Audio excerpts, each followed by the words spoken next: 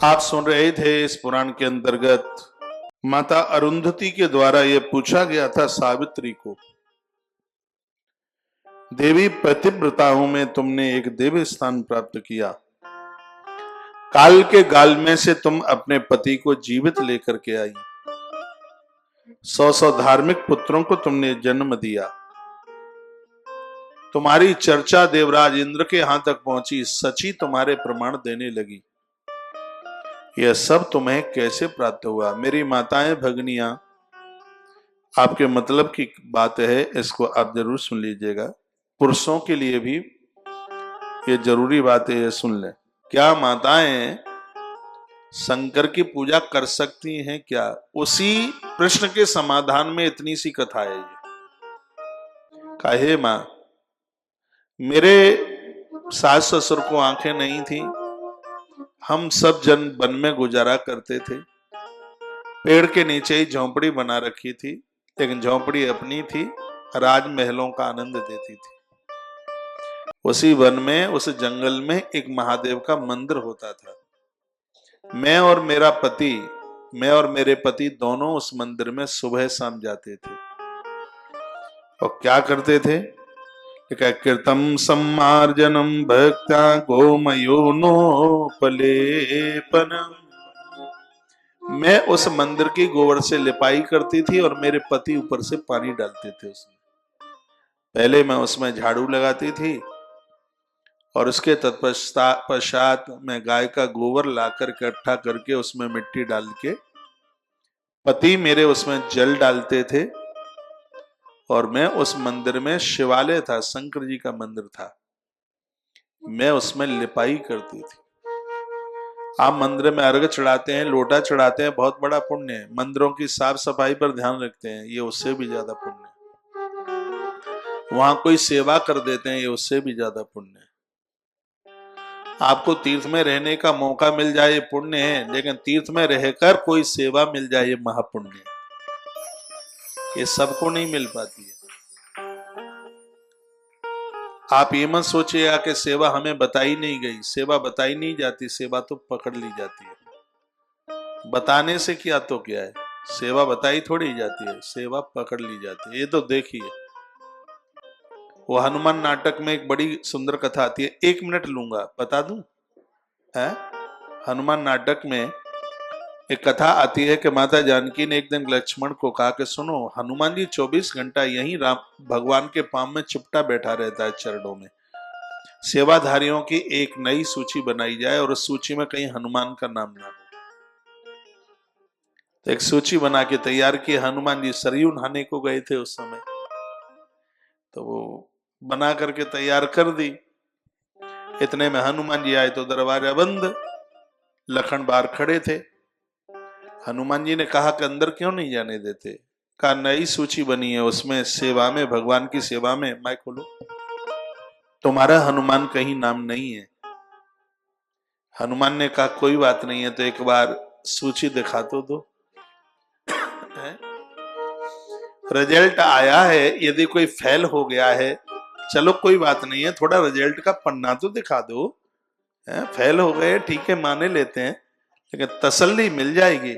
हम अपने roll number को देख लेंगे तो, हाँ ना, रोल नंबर हम खुद देख लें कि हम फेल हो गए हैं, आंखों से देख लेंगे तो तसल्ली तो मिल जाएगी। इसलिए एक बार वो पन्ना दिखा दो। तो लक्ष्मण ने वो पन्ना दिखाया, पेज, उसके ऊपर लिखा हुआ था कि भगवान की 24 घंटों में से हर पल सेवा करने वाले सेवाधारियों की सूची, जिसमें एक भी कोई क्षण बकाया नहीं, सब सेवाएं उसमें भर दी, ऊपर से नीचे तक पढ़ा गया, सबका नाम था। लेकिन हनुमान जी का तो कहीं नाम ही नहीं। हाँ, लेकिन नीचे ये और लिखा था कि यदि किसी को इस सेवा में यह लगता है कि कोई सेवा चूक गई है, तो पढ़ने वाला उस सेवा को स्वीकार कर सकता है।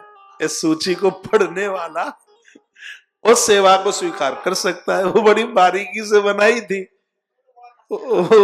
उसमें नोट में नीचे और डाल दिया, यदि किसी को यह लगता है कि इसमें कोई सेवा छूट गई है तो जिसको ऐसा लगता है ये सेवा उसके लिए छूटी हुई सेवा, हनुमान जी तो नाच पड़े ठुमका लगा के, क्योंकि नोट में पढ़ लिया।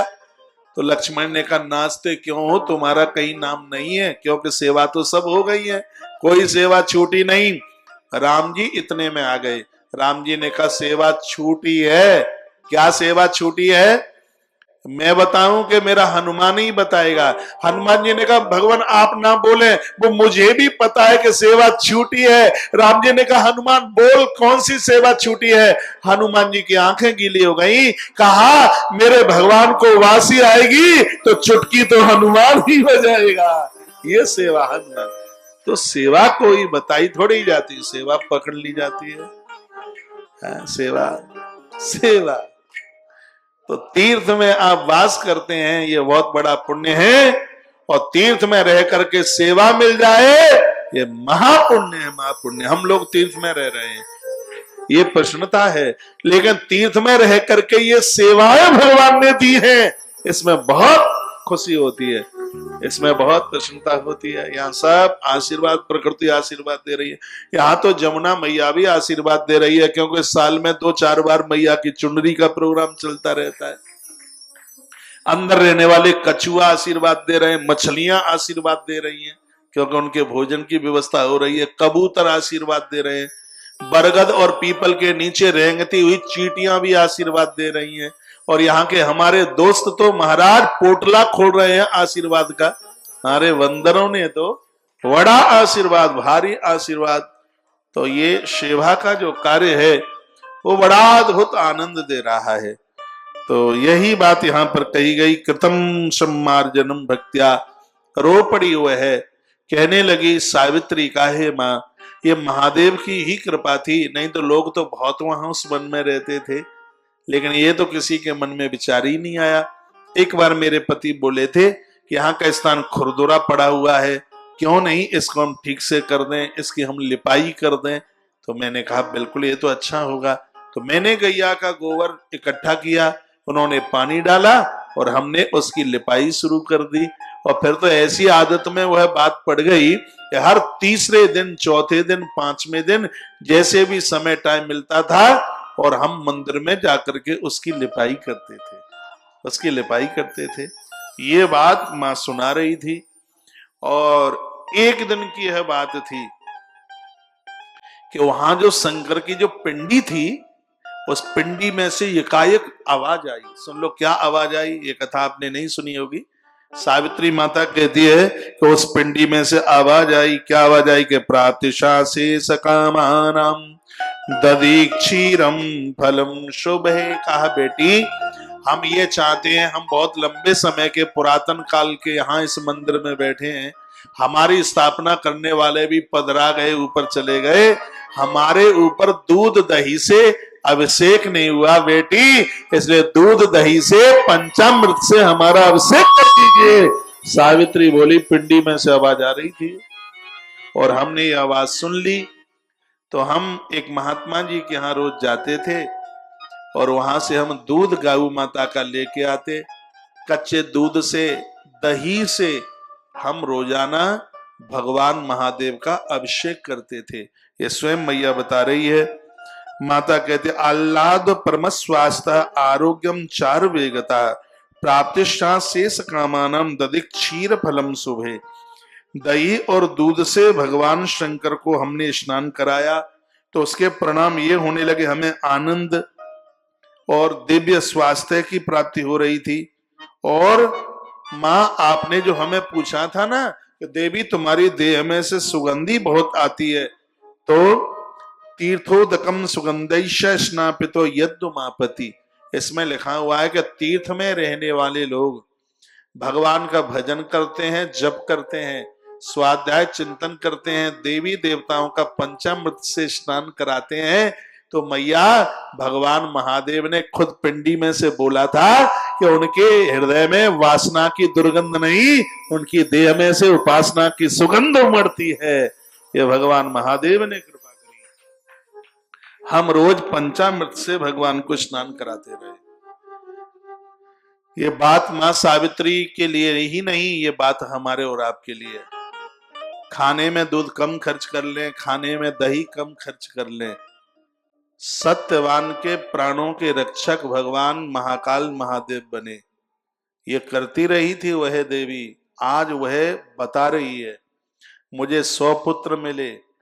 धर्मराज प्रणाम करके चले गए, उन्होंने मेरी परिक्रमा भी की थी। मेरे पति के प्राण मुझे सुरक्षित दे दिए। हे मां अरुंधति, यह पूरी कृपा, ये सूर्य भगवान सांब को ये सब बता के गए थे। यह पूरी की पूरी कृपा भगवान महादेव की थी, भगवान शंकर की थी। हमने माता को, हे मां, हमने पार्वती के शायद भगवान महादेव को वंदन प्रणाम किया और वर्षों वर्षों तक उनका पूजन किया। अब जो लोग ये कहते हैं कि नारी को शंकर की पूजा नहीं करनी चाहिए, तो फिर वो ये कथा पढ़ लें, ये कथा सुन लें। वो है अहिल्याबाई ने इंदौर नगरी जिसके नाम से जानी जाती है, भगवान महादेव की परम भक्तानी थी।